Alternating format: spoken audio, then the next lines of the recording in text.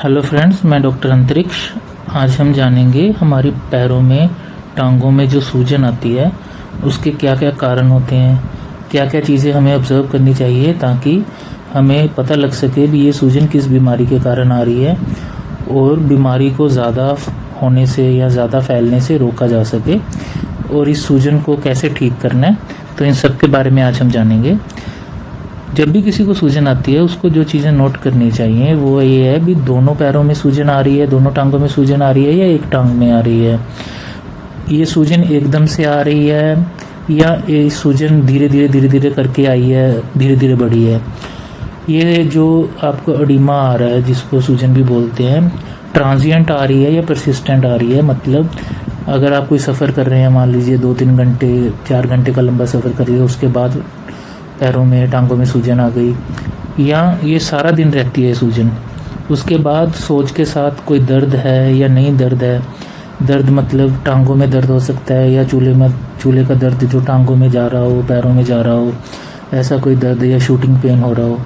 उसके साथ क्या क्या एसोसिएटेड सिम्टम्स हैं, मतलब आपको कोई सांस चढ़ने की बीमारी हो रही है, साथ में पीलिया हो रहा है, या कोई किडनी की या शुगर की, बीपी की कोई दिक्कत है, या मान लो और कोई इन्फेक्शन है, तो इसके बारे में हमें पता होना चाहिए।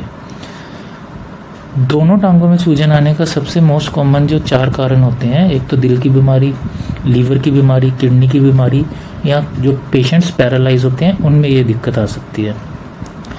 दिल की बीमारी में क्या है, जो हमारा हार्ट है, दिल है, वो कमज़ोर हो जाता है, वो ब्लड को अच्छी तरह से पंप नहीं कर पाता, तो पेरिफेरल पूलिंग हो जाती है। वेन्स में जो ब्लड है उसमें से फ्लूइड निकल के हमारी इंटरस्टिशियल फ्लूइड में, इंटरस्टिशियल स्पेसिस में इकट्ठा हो जाता है, तो टांगों में पानी इकट्ठा हो जाता है। आपको दिल की काफ़ी बीमारियां हो सकती है जिसके कारण ये सब कुछ हो सकता है, जैसे कार्डियक फेलियर हो सकता है, हाइपरटेंशन हो सकती है, मायोकार्डाइटिस हो सकता है, डायलेटेड कार्डियोमायोपैथीज हो सकती हैं, बहुत कुछ हो सकता है। इसमें साथ में जो सिम्टम्स आते हैं वो है, एक तो आपको जो सोज है ये सारा दिन रहती है, जितने भी आपके डिपेंडेंट एरियाज़ हैं वहाँ पे सूजन रहती है। ये सूजन अंगूठे से दबाने से वहाँ पे खड्डा पड़ जाता है। साथ में आपको सांस चढ़ने की दिक्कत आती है, जैसे सबसे ज़्यादा कॉमन इसमें सिम्टम आता है ऑर्थेप्निया। जब हम लेटते हैं, सीधा लेटते हैं, तो हमारी सांस फूलने लगती है, क्योंकि पल्मोनरी एडिमा भी साथ में पाया जाता है। उसके बाद जो कारण है वो है हमारे लीवर की डिसीज़। लीवर की डिसीज़ में जैसे कॉमनली पाया जाता है अल्कोहलिक लीवर डिसीज़ के कारण हेपेटाइटिस हो जाता है। हेपेटाइटिस के बाद में बढ़ते बढ़ते ये डिसीज़ सिरोसिस तक पहुंच जाती है।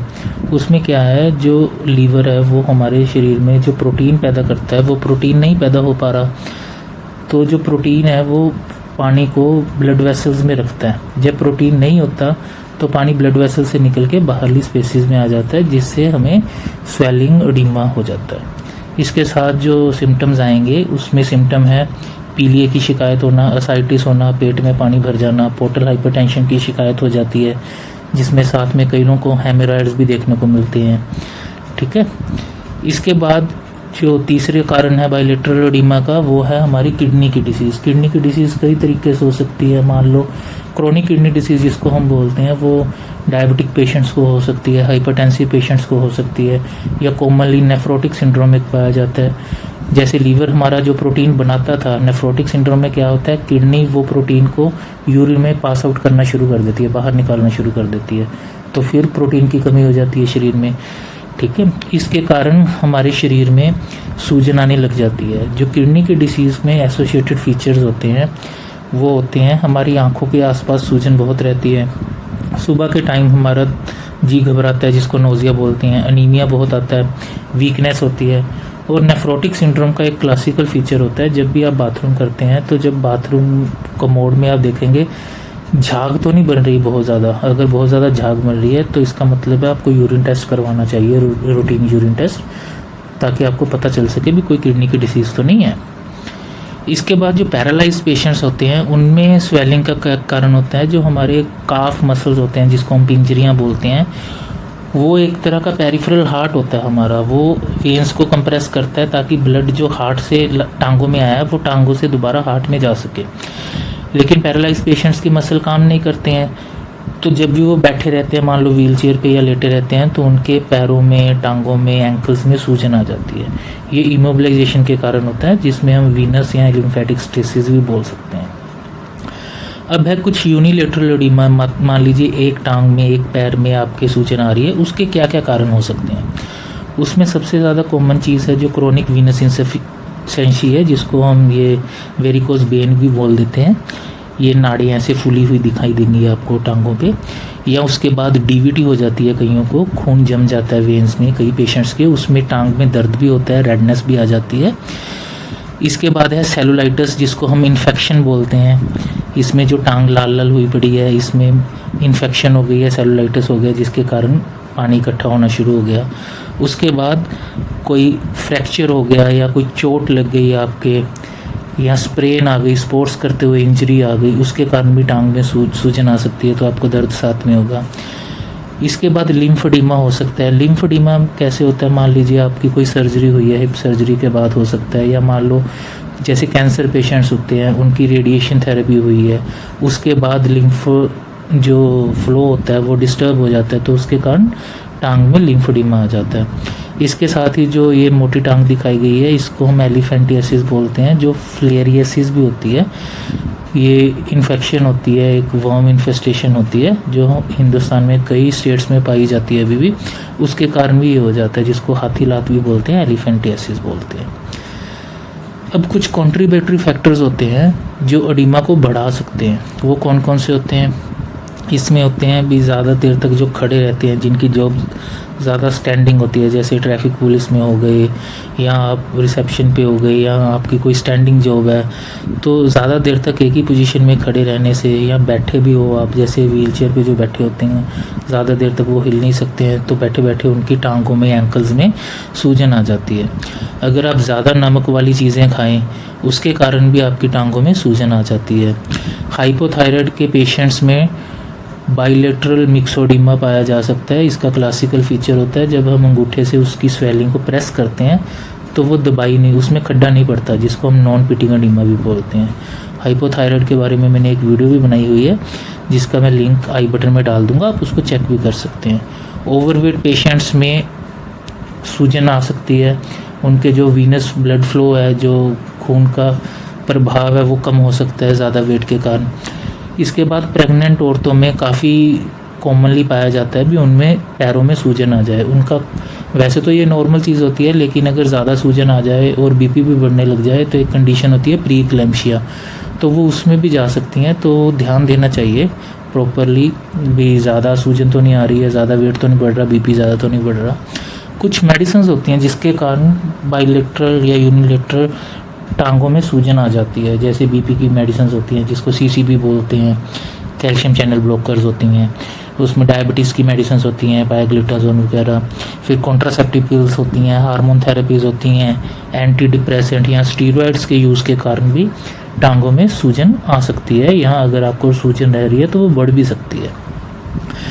इसके बाद हम क्या कर सकते हैं घर में ताकि हमारी सूजन है वो थोड़ी कम हो जाए, ठीक है भी, हम क्या क्या प्रिकॉशंस ले सकते हैं, रिड्यूस कैसे कर सकते हैं। सबसे पहली चीज़ है, आप एक ही जगह पे खड़े मत रहिए या बैठे मत रहिए, थोड़ा सा टांगों को हिलाइए।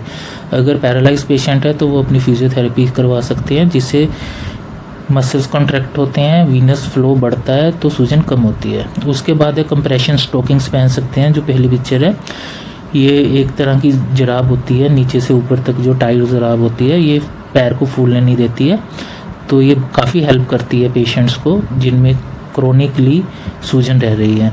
इसके बाद आप नमक वाली डाइट्स कम खाएं, लो सोडियम डाइट खाएं, ताकि आपकी बॉडी वाटर रिटेंशन ना कर पाए। इसके बाद टांगों की मसाज कर सकते हैं, एलिवेटेड रख सकते हैं अपनी लातों को, पिलो नीचे रख सकते हैं लातों के। फिर इसके बाद आता है, कई लोगों में मिसकंसेप्शन है भी, हम अगर पानी कम पिएंगे तो सूजन कम आएगी, लेकिन ऐसा नहीं होता। आपको प्रॉपरली ड्रिंक करना चाहिए, पानी ज़्यादा पीना चाहिए ताकि सूजन कम आए, क्योंकि अगर आप पानी कम पीते हैं तो बॉडी को लगता है भी पानी तो पी नहीं रहा है, तो बॉडी ज़्यादा से ज़्यादा पानी बचाने की कोशिश करती है, तो वो उस पानी को बचाने के चक्कर में सारा पानी शरीर में इकट्ठा कर लेती है, यूरिन भी कम पास होता है, सूजन ज़्यादा आने लग जाती है। तो ये एक मिसकंसेप्शन है भी, ज़्यादा पानी पीने से ज़्यादा सूजन आती है। जितना आप नॉर्मल डेली रूटीन में पानी पीते हैं उतना पीना चाहिए।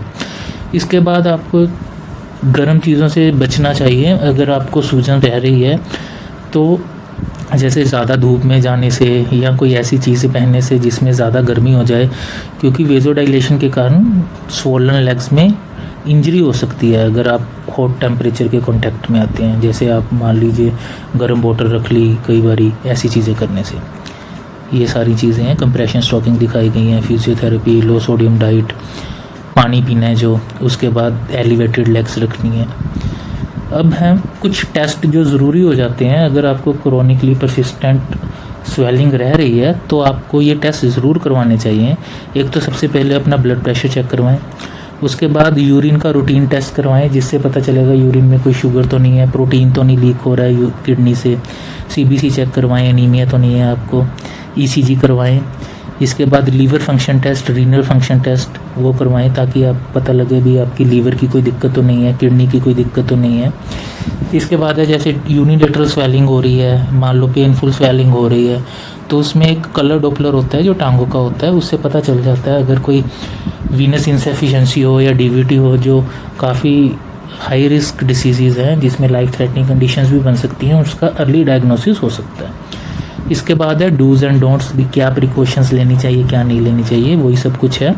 भी आप अपनी लेग्स को थोड़ा सा एलिवेटेड रखें। जब भी आप बैठें तो सामने की तरफ कोई ऐसी चीज़ रख सकते हैं जहाँ पे आप अपनी लेग्स को रखें ताकि थोड़ी एलिवेटेड रहे। चेयर पे बैठने समय पे भी थोड़ी एक्सरसाइज करते रहें। ज़्यादा टाइम तक एक ही जगह पे बैठे ना, जैसे जो ऑफिस जॉब वाले होते हैं वो कर सकते हैं भी आधा पौना घंटा वो बैठे रहे हैं तो एक चक्कर लगाए 2 मिनट का, उससे थोड़ा सा ब्लड फ्लो बना रहता है। ठीक है, ज़्यादा कंफर्टेबल शूज़ पहनने चाहिए, ज़्यादा टाइट शूज़ नहीं पहनने चाहिए ताकि इंजरीज़ ना हो जाएं। अपनी जो स्किन है उसको मॉइस्ट रखना चाहिए, उसको आप क्रीम वगैरह लगा के रखिए, ड्राई मत रखिए ताकि इंजरी ना हो। अगर ऐसी सोलन लेग्स पे कोई इंजरी हो जाए तो वो जल्दी ठीक नहीं होती, तो उसको आपने ज़्यादा से ज़्यादा ध्यान रखना है। कभी भी आपने टाइट जूते या टाइट सॉक्स वगैरह नहीं पहननी, बाकी मॉइस्चर करके रखने टांगों को।